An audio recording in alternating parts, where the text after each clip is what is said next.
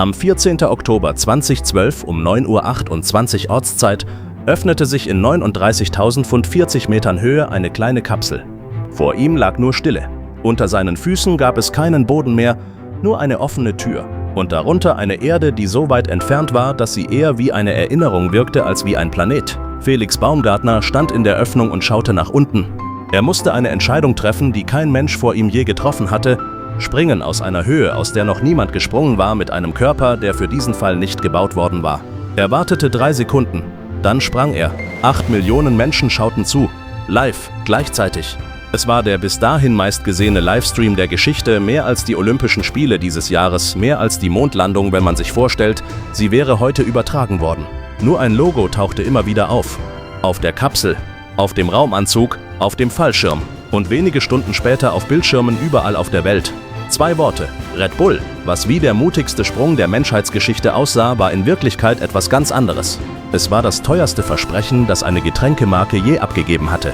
Hinter diesem Sprung lagen 7 Jahre Arbeit, mehr als 30 Millionen Euro und hunderte Menschen, deren Namen später kaum jemand kennen würde. Jahrelange Arbeit für einen einzigen Augenblick, der nicht länger als ein paar Minuten dauern durfte. Die meisten Menschen glaubten später, sie hätten Felix Baumgartner beim Sprung aus der Stratosphäre zugesehen. In Wahrheit erlebten sie den Moment, in dem die Idee eines anderen Wirklichkeit wurde. Felix sprang, doch der Mann, der dieses Risiko überhaupt erst möglich machte, saß tausende Kilometer entfernt in einem Kontrollzentrum in Roswell und wartete schweigend auf den Ausgang. Sein Name war Dietrich Mateschitz. Wenn dich Geschichten faszinieren, die zeigen, wie aus einer einzigen Idee Weltgeschichte werden kann, dann begleite diesen Kanal gern. Hier geht es nicht nur um Unternehmen, sondern um die Menschen, die sie verändert haben. Damals war er weder Unternehmer noch Milliardär. Auch niemand hätte ihn für ein Marketinggenie gehalten. Er arbeitete als Handelsvertreter für Blendax und verbrachte mehr Zeit auf Flughäfen als in seiner eigenen Wohnung. Im Jahr 1982 landete er nach mehreren Geschäftsreisen in Bangkok. Der Jetlag hing ihm in den Knochen. Schlaf hatte kaum noch etwas mit Tag oder Nacht zu tun. In der Ankunftslounge bestellte er ein Getränk, das ihm bis dahin völlig unbekannt war. Ein kleines Glas. Gelblich, sirupartig, süßer als alles, was er aus Europa kannte. Es war weder Saft noch Limonade und auch keine Medizin. Trotzdem ließ sich der Geschmack mit nichts vergleichen, was Mateschitz bis dahin kannte. Der Name lautete Krating Daeng. Mateschitz leerte das Glas. Wenige Augenblicke später bestellte er noch eines. Erst danach fiel ihm auf, dass sich etwas verändert hatte. Für einen kurzen Moment glaubte er, der Effekt bilde er sich nur ein. Er lehnte sich zurück und ließ den Blick durch die kleine Flughafen-Lounge schweifen. Geschäftsleute blätterten in Zeitungen. Flugbegleiter unterhielten sich leise. Am Nebentisch stellte ein Mann sein leeres Glas ab und bestellte ohne zu zögern dasselbe Getränk noch einmal. Mateschitz beobachtete die Szene aufmerksam. Nicht das Getränk selbst faszinierte ihn, sondern die Selbstverständlichkeit, mit der die Menschen danach griffen. Niemand machte Werbung dafür, niemand erklärte seine Wirkung. Und trotzdem schien jeder bereits zu wissen, wofür dieses kleine Glas gedacht war. Genau dieser Gedanke ließ ihn nicht mehr los. Der Jetlag war nicht verschwunden. Aber zum ersten Mal seit Stunden hatte er das Gefühl, wieder klar denken zu können. Die meisten Geschäftsreisenden hätten den Jetlag einfach akzeptiert und wären weitergegangen. Mateschitz blieb stehen. Ihn interessierte plötzlich nicht mehr das Getränk, sondern die Frage, warum es überhaupt funktionierte. Woher kam dieses Getränk? Noch am nächsten Tag ließ er sich die Fabrik zeigen. Die Fabrik, zu der man ihn brachte, war unscheinbar. Kein moderner Firmensitz erwartete ihn, keine gläsernen Büros, keine große Markenwelt, nur ein kleiner Betrieb am Rand von Bangkok. Vor dem Eingang parkten staubige Lieferwagen. Arbeiter kamen und gingen, ohne dem Gebäude besondere Aufmerksamkeit zu schenken. Im Inneren stapelten sich Kisten bis unter die Decke. Flaschen klirrten auf Förderbändern. Ventilatoren drehten sich langsam unter dem Wellblechdach und verteilten die schwere, warme Luft. Nichts an diesem Ort deutete darauf hin, dass hier einmal der Ursprung einer der bekanntesten Marken der Welt liegen würde. Für die Menschen vor Ort war es einfach ein weiterer Arbeitstag. Dort entstand ein Getränk für Menschen, deren Tage länger waren als ihre Kräfte. Lkw-Fahrer, Bauarbeiter, Fabrikarbeiter. Menschen, die 12 Stunden arbeiteten und sich keine Müdigkeit leisten konnten. Für sie war Krating Daeng kein Lifestyle, es war Werkzeug. Außerhalb Thailands spielte das Getränk praktisch keine Rolle. Das Design war schlicht und ausschließlich auf den heimischen Markt zugeschnitten. Für internationale Kunden existierte Krating Daeng damals schlicht nicht. Und eine Geschichte, mit der sich europäische Kunden hätten identifizieren können, gab es ebenfalls nicht. Ihm wurde plötzlich klar, dass sich nicht nur die Kunden unterscheiden würden. Die Europäer brauchten kein Getränk für Bauarbeiter. Sie brauchten das Gefühl, leistungsfähiger zu sein, als sie eigentlich waren. Damals wirkte an ihm nichts außergewöhnlich. Niemand hätte vermutet, dass genau dieser Mann einmal hinter einer der bekanntesten Marken der Welt stehen würde. Er wurde am 20. Mai 1944 in St. Marein im Mürztal geboren, wuchs ohne besondere Privilegien auf und verbrachte seine Kindheit größtenteils bei seinen Großeltern und später bei einer Tante. Niemand bereitete ihn auf ein Milliardenunternehmen vor. Es gab keine Unternehmerfamilie, kein Vermögen, kein Netzwerk. In Wien studierte er Handelswissenschaften. Langsam 10 Jahre bis zum Abschluss. Mal stand er hinter einer Bar, mal arbeitete er als Kellner. Im Winter gab er Skikurse.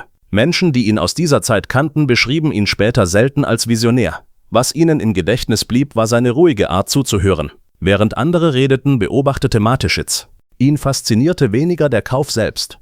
Viel spannender fand er den Moment davor, die Entscheidung. Nach dem Studium führte ihn Blendax quer durch Asien, Thailand, Japan, Hongkong. Seine Kollegen sahen darin vor allem neue Absatzmärkte. Für Mateschitz waren es Lektionen.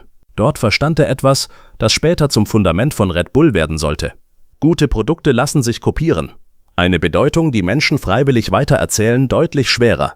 Rückblickend begann Red Bull nicht erst in Bangkok. Sie begann viele Jahre früher, lange bevor Mateschitz überhaupt wusste, wonach er eigentlich suchte.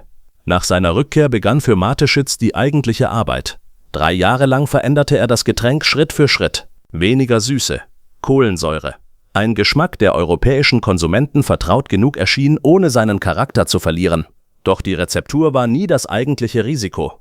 Das Risiko saß am Verhandlungstisch. Mateschitz einigte sich mit dem Erfinder von Krating Daeng, Chaleo Jovidya, auf eine gemeinsame Firma. Beide investierten jeweils $500.000. Am Ende hielt keiner von beiden die alleinige Kontrolle. Mateschitz erhielt 49%, weitere 49% gingen an Chaleo. Die restlichen 2% erhielt dessen Sohn Chalam. Auf dem Papier war Dietrich Mateschitz also nie der eigentliche Besitzer von Red Bull. Andere hätten versucht, bessere Bedingungen auszuhandeln. Vielleicht wäre der Vertrag sogar geplatzt. Mateschitz entschied sich anders. Er unterschrieb, nicht weil ihm Kontrolle egal war, sondern weil er überzeugt war, dass eine gute Idee auch ohne die Mehrheit die Welt verändern konnte. Von außen wirkte diese Entscheidung riskant. Das Getränk existierte bereits. Millionen Menschen tranken es jeden Tag. Er musste niemandem mehr beweisen, dass die Rezeptur funktionierte. Er musste nur beweisen, dass dieselbe Idee auch auf einem anderen Kontinent funktionieren konnte. 3 Jahre lang hatte er genau diese eine Frage untersucht. Und je länger er suchte, desto klarer wurde ihm etwas: Europa war voller Softdrinks. Doch niemand hatte begonnen, Energie als eigenes Produkt zu verkaufen. Wer Durst hatte, kaufte Wasser oder Limonade. Zum Frühstück trank man Saft. Im Büro stand Kaffee auf dem Tisch. Und wer am Nachmittag müde wurde, akzeptierte es meist einfach. Ein Getränk, das ausschließlich dafür gedacht war, Müdigkeit zu vertreiben, existierte im Alltag der meisten Europäer praktisch nicht. Genau darin erkannte Mateschitz keine Marktlücke. Er sah die Chance, eine völlig neue Gewohnheit entstehen zu lassen. Chaleo lieferte die Rezeptur. Mateschitz gab ihr eine Bedeutung, die weit über das Getränk hinausging.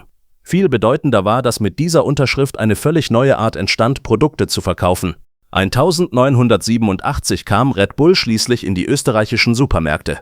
Der große Durchbruch blieb aus. Statt Begeisterung kamen Zweifel. Lebensmittelbehörden stellten Fragen. Mehrere Länder verboten das Getränk vollständig.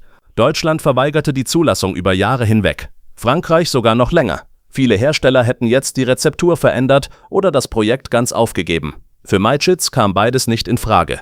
Mit der Zeit fiel auf, dass hinter den Reaktionen der Kunden ein wiederkehrendes Muster steckte. Ein Produkt, über das niemand spricht, verkauft sich nicht. Ein Produkt, das verboten wird, spricht plötzlich jeder an.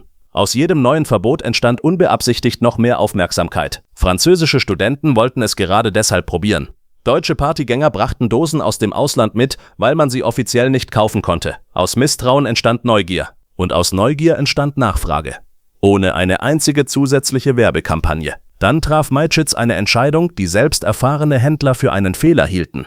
Red Bull sollte nicht günstiger sein als die Konkurrenz, sondern deutlich teurer. Fast doppelt so teuer wie viele andere Softdrinks. Viele Marktforscher hielten diese Preisstrategie für kaum vermittelbar. Aus ihrer Sicht würde niemand freiwillig mehr Geld für ein Getränk bezahlen, das noch fast keiner kannte.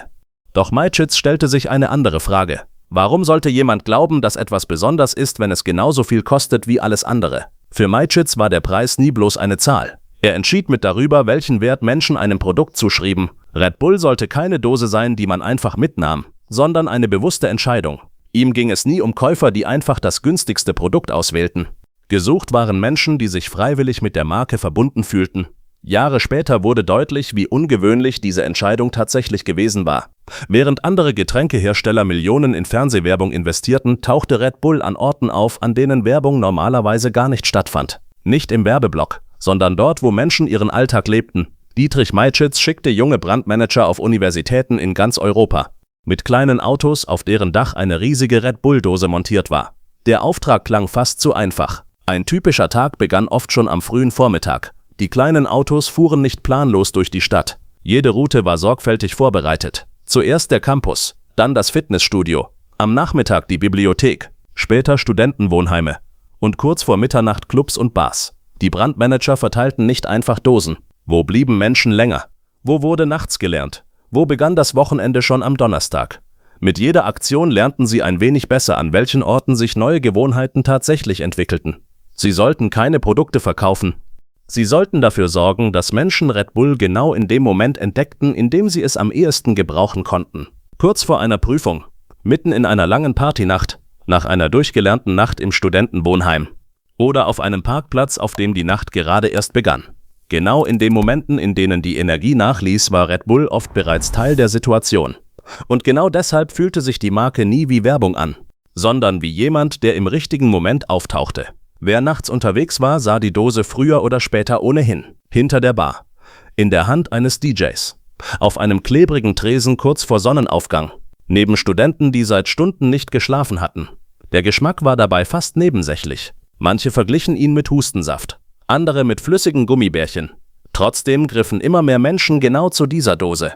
Dann passierte etwas, das niemand bei Red Bull geplant hatte. Barkeeper in London begannen, Red Bull mit Wodka zu mischen. Kurz darauf tauchte dieselbe Kombination in Amsterdam auf, dann in Madrid, wenig später praktisch überall in Europa. Niemand hatte diese Idee beworben, niemand hatte sie bezahlt, niemand hatte sie organisiert. Innerhalb weniger Monate schien diese Mischung plötzlich überall aufzutauchen. Plötzlich blieb das Licht in vielen Bars ein wenig länger an.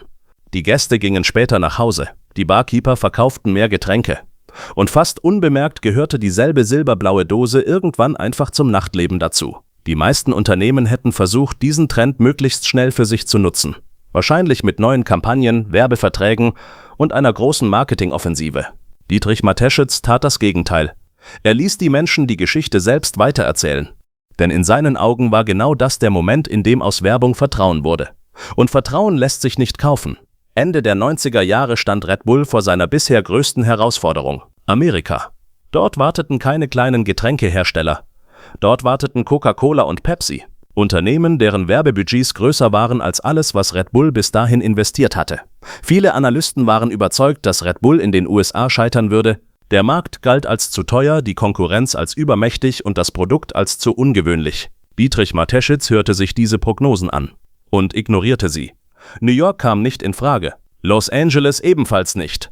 Der erste Schritt führte stattdessen nach Santa Barbara. Santa Barbara war kein Zufall. Am Morgen füllten Studenten mit Fahrrädern die Straßen. Am Nachmittag lagen Surfbretter am Strand. Und nach Sonnenuntergang verlagerte sich das Leben in kleine Bars, auf Hauspartys und an Orte, an denen kaum klassische Werbung zu sehen war. Genau dort verbrachten junge Menschen einen großen Teil ihrer Zeit. Für Mateschitz war das wichtiger als jede Statistik. Wenn Red Bull an diesen Orten selbstverständlich wurde, würde die Marke ihren Weg ganz von allein in andere Städte finden. Nicht durch Plakate. Einer Universitätsstadt voller Studenten, Surfer, Mountainbiker und Menschen, die ständig auf der Suche nach dem nächsten Erlebnis waren. Auch in Kalifornien setzte Red Bull auf dieselbe Idee. Die kleinen Autos fuhren über den Campus und die Dosen erschienen genau dort, wo lange Nächte zum Alltag gehörten. Doch diesmal reichte das allein nicht mehr aus. Diesmal brauchte Red Bull etwas Größeres. Mateschitz stellte sich eine einfache Frage: Wo sieht Energie eigentlich echt aus? Sicher nicht in einem Fernsehspot, auch nicht auf einer Plakatwand, sondern in dem Moment, in dem ein Mensch etwas tut, wovor Millionen andere Angst hätten.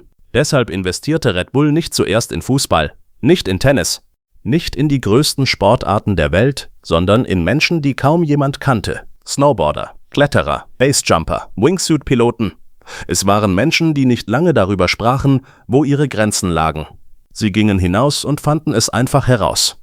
Für Mateschitz lag genau darin der Unterschied. Ein Fußballspiel dauerte 90 Minuten, ein Formel-1-Rennen hatte ein festes Ende.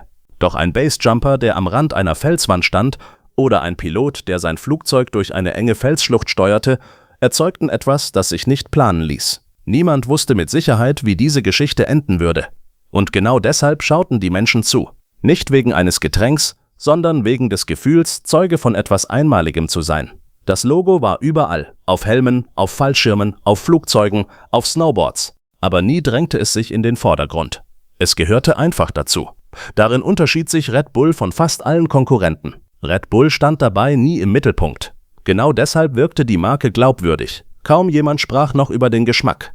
Die Menschen sprachen über das Gefühl danach, über lange Nächte, über Prüfungen, über Rennen, über Sprünge, über Momente, in denen sie glaubten, noch ein Stück weitergehen zu können. Ab diesem Zeitpunkt wurde aus Red Bull weit mehr als nur ein Getränk. Die Dose blieb dieselbe. Doch das, was Menschen in ihr sahen, hatte sich längst verändert. Deshalb rückte Red Bull das Getränk immer weiter in den Hintergrund. Im Mittelpunkt standen plötzlich die Menschen. Was sie erlebten, was sie riskierten und was sie erreichten und manchmal auch ihr Scheitern. Dietrich Mateschitz verbrachte einen erstaunlich großen Teil seiner Zeit damit, einfach zuzuhören. Er sprach mit Barkeepern, mit Studenten, mit Piloten, mit Sportlern. Nicht, weil sie Experten waren, sondern weil sie ihm zeigten, wie Menschen wirklich entscheiden. Ihn interessierte nie nur, was gekauft wurde, ihn interessierte immer der Grund dahinter. Irgendwann fiel ihm auf, dass Extremsport viel mehr war als eine kleine Nische. Dort entstand gerade etwas völlig Neues. Junge Menschen wollten keine perfekt inszenierten Helden mehr sehen. Sie wollten echte Risiken, echte Fehler, echte Emotionen. Und genau dort wartete Red Bull bereits auf sie. Er baute es weiter aus. Sport für Sport, Kontinent für Kontinent. Und dann tat er etwas, das selbst seine engsten Mitarbeiter nicht kommen sahen. Er kaufte einen Formel-1-Rennstall. Dann noch einen. Dann kaufte er Fußballclubs in Salzburg, in New York, in Leipzig, in Belo Horizonte, Brasilien. Er gründete ein eigenes Medienunternehmen, eine eigene Filmproduktion, einen Konzertkanal, eine Druckerei, die Magazin produzierte. Er baute kein Imperium auf. Er baute etwas, für das es keinen Namen gab, eine Welt aus Sport, Musik, Kultur und Adrenalin, in der Red Bull nicht das Logo war. Red Bull war der Vermieter. Und alle anderen waren zu Gast. Das ist der Stoff von Teil 2. Im Jahr 2004 bot sich Dietrich Mateschitz eine Gelegenheit, die für fast alle anderen wie ein Albtraum aussah. Ein Formel-1-Team, das niemand mehr haben wollte. Ford hatte hunderte Millionen $, investiert, die besten Ingenieure beschäftigt, modernste Technik gekauft und trotzdem fast nichts erreicht. 4 Jahre, kein einziger Grand Prix-Sieg. Schließlich wollte Ford das Kapitel einfach beenden. Das Team stand praktisch zum Verschenken. Die symbolische Kaufsumme betrug $1. Der eigentliche Preis war etwas anderes. Denn wer unterschrieb, verpflichtete sich gleichzeitig in den folgenden Jahren hunderte Millionen $, in ein Projekt zu investieren, das viele bereits für gescheitert hielten. Fast jeder Investor hätte Abstand genommen. Dietrich Mateschitz griff zu. Aus Jaguar Racing wurde Red Bull Racing. Neue Farben, neues Logo, neue Erwartungen. Doch die wichtigste Entscheidung war für Außenstehende zunächst unsichtbar. Mateschitz vertraute einem Konstrukteur, dessen Name außerhalb der Formel 1 kaum jemandem etwas sagte. Adrian Newey. Während Fahrer Interviews gaben und auf Titelseiten erschienen, verbrachte Newey die meiste Zeit hinter seinem Zeichentisch. Er sprach selten über sich selbst. Lieber ließ er seine Konstruktionen sprechen. Kollegen beschrieben ihn als jemanden, der stundenlang über kleinste Details nachdenken konnte, während andere längst zum nächsten Problem übergegangen waren. Für Mateschitz waren genau solche Persönlichkeiten oft entscheidender als die größten Stars. Nicht, weil sie lauter auftraten, sondern weil ihre Arbeit am Ende den Unterschied ausmachte. Während andere Teamchefs nach den größten Fahrern suchten, setzte Mateschitz auf den Mann, der die Autos zeichnete. Eine Entscheidung, die den Motorsport wenige Jahre später verändern sollte. 6 Jahre später zahlte sich diese Entscheidung aus. Sebastian Vettel wurde 2010 Weltmeister. Mit gerade einmal 23 Jahren. Es war der erste Titel für Red Bull Racing. Und er blieb nicht der letzte. 2011., 2012., 2013. 4 Weltmeisterschaften in Folge. Aus dem Team, das niemand mehr haben wollte, war plötzlich das Team geworden, das jeder schlagen wollte. Genau dieses Muster tauchte bei Dietrich Mateschitz immer wieder auf. Er suchte selten nach dem Offensichtlichen. Er suchte nach Dingen, die andere bereits abgeschrieben hatten. Bis zu diesem Zeitpunkt hatte Red Bull vor allem Veranstaltungen und Athleten verändert. Jetzt griff Dietrich Mateschitz etwas an, das für viele Menschen deutlich persönlicher war. Ihren Fußballverein. 2005 übernahm er Austria Salzburg, einen Traditionsclub mit Jahrzehnten Geschichte. Doch Mateschitz kaufte nicht nur den Verein, er veränderte seine Identität. Aus Austria Salzburg wurde Red Bull Salzburg. Neue Farben, neues Logo, neue Marke. Für viele war das Modernisierung, Für andere fühlte es sich an wie der Verlust ihrer eigenen Geschichte. Einige Fans verließen den Verein, andere gründeten mit Austria Salzburg einen neuen Club und begannen freiwillig wieder ganz unten. Ohne Geld, ohne Stars, ohne Aussicht auf schnellen Erfolg. Nur weil sie glaubten, dass manche Dinge nicht verkauft werden sollten. Dietrich Mateschitz reagierte nicht, er diskutierte nicht, er entschuldigte sich nicht, stattdessen investierte er weiter. Und die Ergebnisse ließen sich kaum ignorieren. Salzburg gewann Meisterschaften wieder und wieder. Aus der Nachwuchsakademie kamen Spieler hervor, die später zu den größten Namen Europas gehörten. Sadio Mané, Naby Keita, Erling Haaland. Für die einen war das der Beweis, dass Mateschitz recht gehabt hatte. Für die anderen änderte Erfolg nichts an dem, was sie verloren glaubten. Doch Österreich war nur der Anfang. Die eigentliche Konfrontation wartete in Deutschland. Dort galt die 50+1-Regel. Sie sollte verhindern, dass Investoren die vollständige Kontrolle über Fußballvereine übernehmen konnten. Für viele Fans war sie mehr als nur eine Vorschrift. Sie war eine Grenze. Dietrich Mateschitz fragte sich nicht, ob diese Grenze existierte. Er fragte sich, ob sie sich umgehen ließ. 2009 gründete er Rasenballsport Leipzig, nicht die Übernahme eines bestehenden Vereins, sondern eine Neugründung von Grund auf. Die Mitgliedschaft war auf 15 Personen beschränkt, alle direkt oder indirekt mit Red Bull verbunden. Der Name Rasenballsport wurde sofort als Abkürzung für Red Bull gelesen. Das Logo ähnelte dem Red Bull-Logo, blieb aber juristisch gerade so eigenständig. Die Reaktion fiel heftiger aus, als Red Bull erwartet hatte. In vielen Stadien wurde RB Leipzig nicht einfach als Gegner betrachtet, sondern als Symbol transparente Boykottaufrufe, Pfiffe, Proteste. Für einen Teil der Fußballfans stand Leipzig für alles, was ihrer Meinung nach im modernen Fußball schief lief. Mateschitz ließ sich davon nicht beeindrucken. Auf die Kritik antwortete er nur einmal öffentlich. Der Fußball in Deutschland müsse sich verändern, ob er wolle oder nicht. Wenige Jahre später spielte RB Leipzig in der Bundesliga. Kurz darauf in der Champions League. Die Diskussion verstummte nicht, sie wechselte nur die Bühne. Während die Öffentlichkeit auf Formel 1 und Fußball blickte, entstand im Hintergrund etwas, das langfristig noch wertvoller werden sollte. Fast unbemerkt baute Dietrich Mateschitz seine eigene Medienwelt auf. Nicht bei einem Fernsehsender, nicht bei einer Zeitung, sondern innerhalb von Red Bull selbst. 2007 entstand das Red Bull Media House. Von außen wirkte es wie ein weiteres Medienunternehmen. Tatsächlich war es etwas völlig anderes. Von diesem Moment an musste Red Bull keine Aufmerksamkeit mehr einkaufen. Es konnte sie selbst produzieren.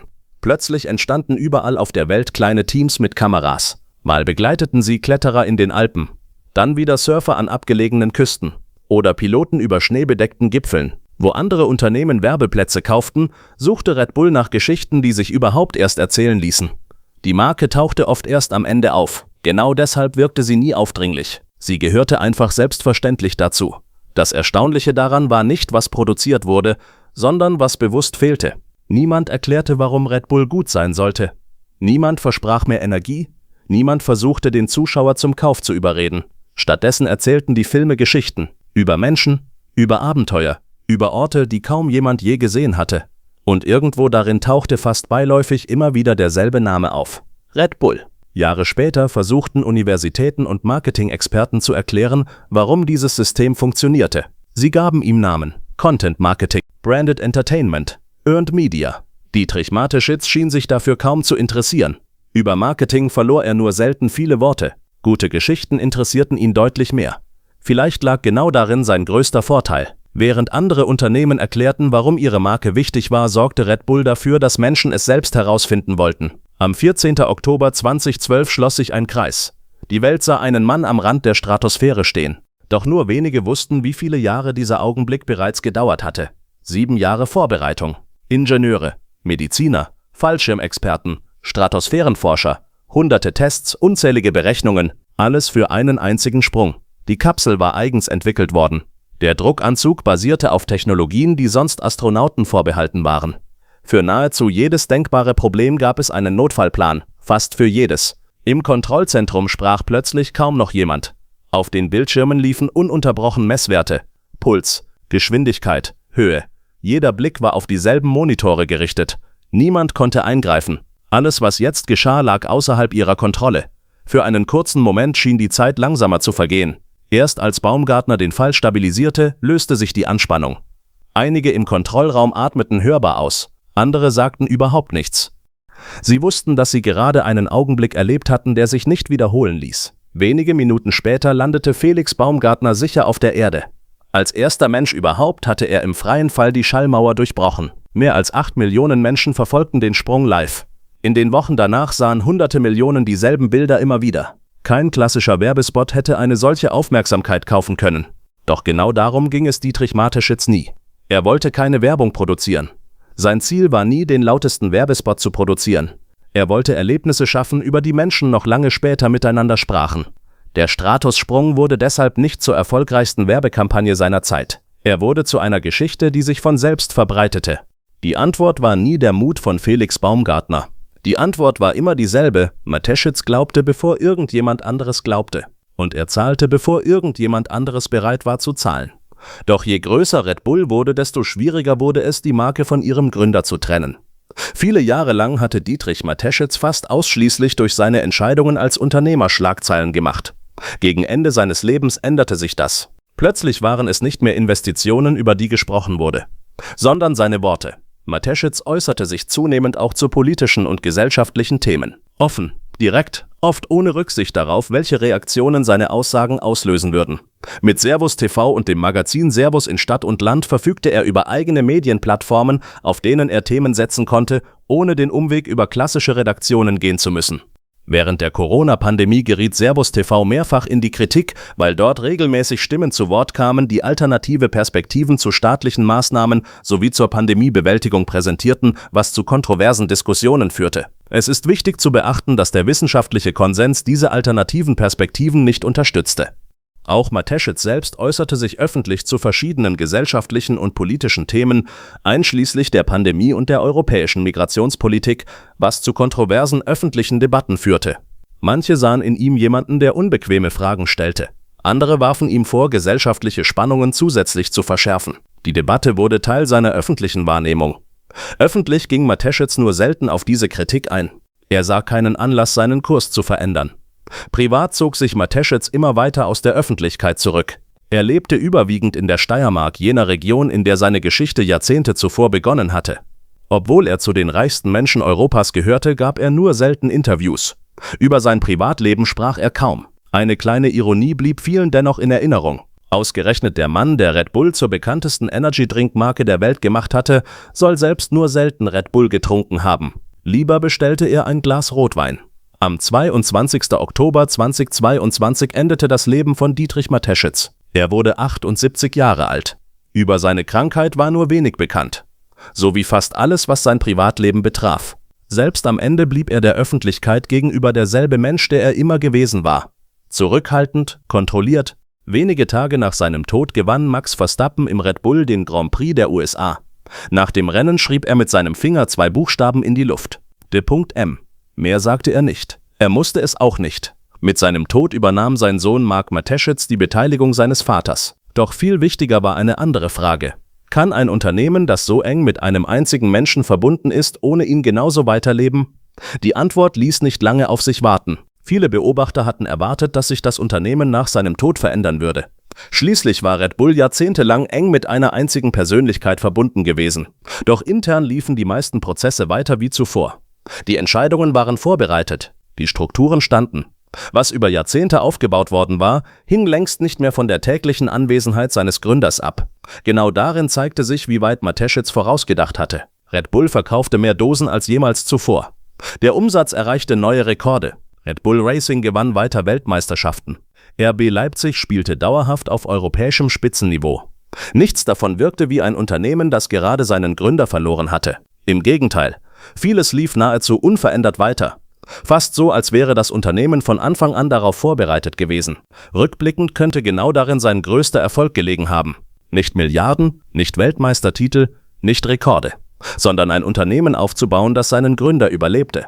Die meisten Firmen hängen von den Menschen ab, die sie erschaffen. Red Bull offenbar nicht, denn Dietrich Mateschitz hinterließ kein Produkt.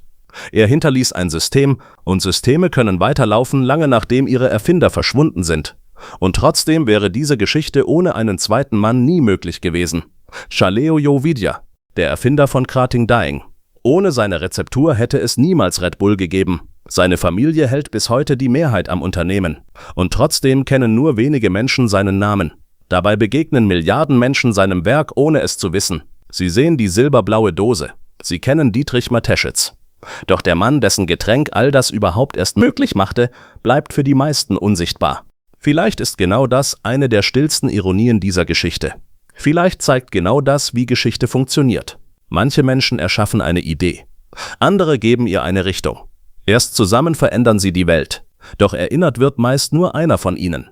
Und das Getränk selbst? Es enthält immer noch Taurin, immer noch Koffein, immer noch B-Vitamine. Die Grundformel hat sich seit 1987 nicht wesentlich verändert. Was sich geändert hat, ist alles andere. Die Welt, die es umgibt, die Bedeutung, die es trägt, der Preis, den man dafür bezahlt und der Wert, den man dafür bekommt.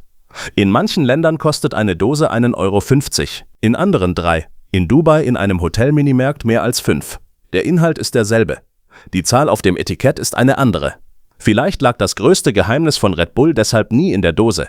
Nicht im Koffein, nicht im Taurin, nicht in der Rezeptur, sondern in einer Idee. Dietrich Mateschitz verkaufte den Menschen nie einfach ein Getränk. Er verkaufte ihnen das Gefühl, dass der nächste Schritt größer sein könnte als der letzte. Dass Grenzen nicht das Ende sind, sondern eine Einladung. Und vielleicht ist genau das der Grund, warum Red Bull bis heute Millionen Dosen verkauft. Nicht, weil Menschen ein Getränk kaufen, sondern weil sie für einen kurzen Moment glauben möchten, dass auch für sie ein bisschen mehr möglich ist.